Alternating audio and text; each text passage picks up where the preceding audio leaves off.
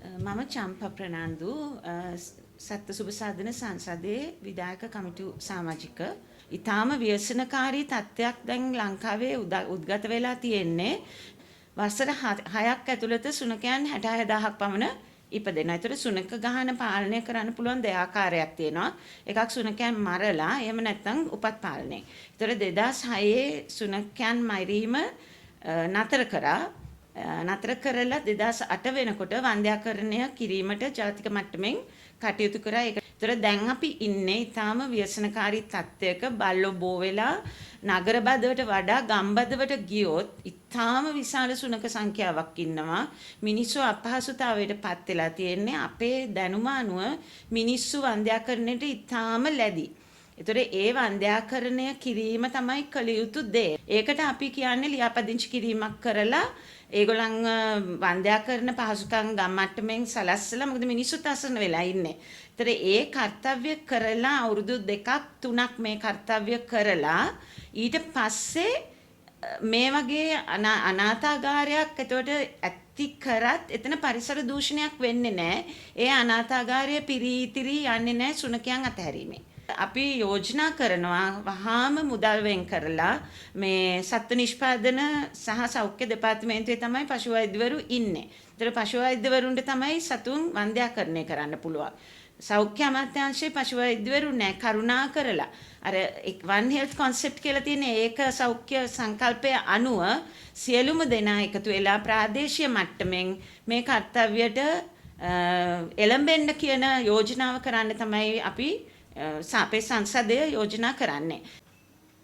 මගේ නම ගිහන් දිනුෂ්ක සත්ත්ව සුබසාධන සංසදයේ විධායක සභිකයෙකු ලෙස කටයුතු කරනවා. මේ වෙනකොට අපි දන්නවා ලංකාවේ අපි අනුමාන කරනවා වීදි සුනකයන් ලක්ෂ 20ක් 30ක් අතර ප්‍රමාණයක් ඉන්නවා කියලා. ඒ සම්බන්ධව නිශ්චිත සංගණනයක් තාම වෙලා නැහැ. අපි අනුමානයක් සාමාන්‍ය පුද්ගලයන් 8 දෙනෙකුට එක සුනකෙක් වගින් කියලා තමයි අපි වන්ද්‍යාකරණ වැඩසටහන් වලදී අපේ පහසුවට ගණනය කිරීම කරලා තියෙන්නේ. එහෙම අවස්ථාවකදී මේ මුදල් කිසිසේත්ම ප්‍රමාණවත් වෙන්නේ නැහැ.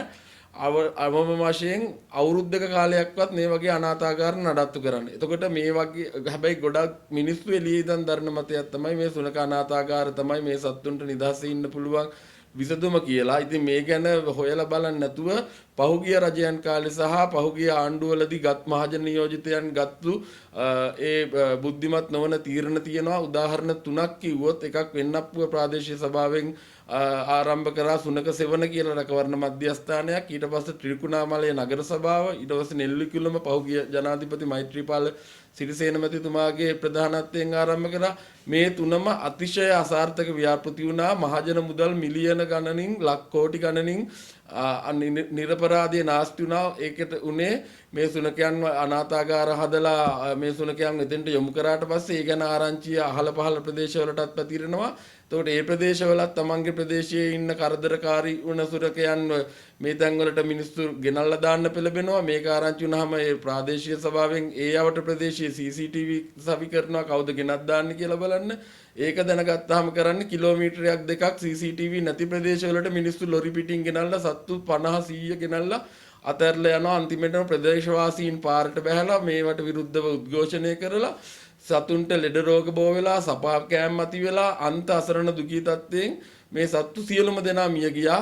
සත්ත්ව සුබසාධන සංවිධාන මැදිහත් වෙලා මේ සත්තුන්ගේ ලෙඩ සත්තුන්ගේ ප්‍රතිකාර වලට බොහොමයක් යොමු කරා. නමුත් සත්තු දහස් ගාණක් මේ අසාර්ථක ව්‍යාපෘති වලින් කෑම නැතුව රෝග වලට ඖෂධ නැතුව මිය ගියා. ඉතින් මේ වෙනකොට වසර 20කට වඩා මේ ශාස්ත්‍රයේ පළපුරුද්ද තියෙන පශු වෛද්‍යවරු සහ සත්ත්ව සුබසාධන ක්‍රියාකාරීන් එක්ක අපි ළඟ තියෙනවා මේ වීදි සුනක ගහණය නිවැරදිව ක්‍රමානුකූලව පාලනය කරන්න අපි කියන රෝඩ් මැප් එකක් කියලා. ඒක වසර 5ක් 8ක් අතර කාලයක් තුළ මේ අපේ රටේ මේ වීදි සුනකයන් කියන ගැටලුව විසඳලා ඒ තුලින් ජලබීතිකාව රෝගය මොකද රජයක් අවධානය දෙන්න ඕනේ මහජන සුබ සිද්ධියට ප්‍රධාන වශයෙන්. එතකොට මේ වීදි සුනක ගහණය වැඩිවීමෙන් වෙන්නේ ක්‍රියානතුරු වැඩි වෙනවා. අපි දන්නවා බයික් ඇක්සිඩන්ට්, ත්‍රී රෝද රථ වගේ අනතුරු වැඩි වෙනවා. සුනක සපා කෑම වැඩි වෙනවා. ජලබීතිකා රෝගය ව්‍යාප්ත වෙනවා. එහෙම වුණාම මේක සමාජ ගැටලුවක් වෙනවා. සමාජ ගැටලුවකදී රජයට සිද්ධ වෙනවා මේ සම්බන්ධව තීරණයක් ගන්න. තීරණ දෙකයි තියෙන්නේ. එකක් මේ සුනකයන් සමූල ලෙස ඝාතනය කරන්න වෙනවා. එහෙම නැත්නම් වන්ද්‍යාකරණ වැඩසටහනක් මගින් පාලනය කරන්න වෙනවා.